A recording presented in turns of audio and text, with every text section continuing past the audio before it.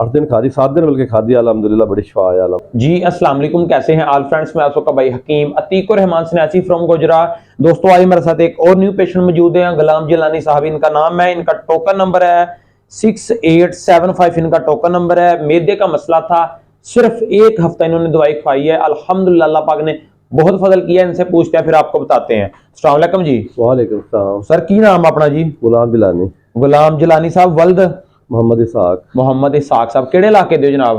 जी समुद्री 170 गाह पे साडा पिंड है जी। 170 गाफ बे। इस समुद्री च गांव है कोई? गांव है जी, आखिरी पिंड समुद्री दा जी। अच्छा ठीक हो गए। जेडे उस इलाके दे भाई इन्हां नूं मिल के भी अपनी तसल्ला कर सकदे अल्हम्दुलिल्लाह। बाकी शफा अल्लाह पाक दा। सर मसला हैगा की सी? बिजदा मसला सी जी, खाना नहीं सी हजम हुंदा। ठीक है, चलन रहंदी सी हर टाइम। ठीक है। साडी दवाई कितने दिन खादी जनाब ने? 8 दिन खादी, 7 दिन बल्कि खादी, अल्हम्दुलिल्लाह बड़ी शिफा है अल्हम्दुलिल्लाह जी। ठीक है, काफी बेहतरी आ गई है, काफी बेहतरी आ गई अल्हम्दुलिल्लाह। वेरी गुड जनाब। दोस्तों गल करन दा मकसद हुंदा शफा अल्लाह पाक दिंदा, बंदा नहीं दिंदा। मसले नूं समझो, ओदे मुताबिक इलाज करो। जिन्ना मर्जी पुराने तो पुराना मसला होवे, अल्हम्दुलिल्लाह अल्लाह पाक फजल कर देंदी। बहुत शुक्रिया, थैंक यू, अस्सलाम।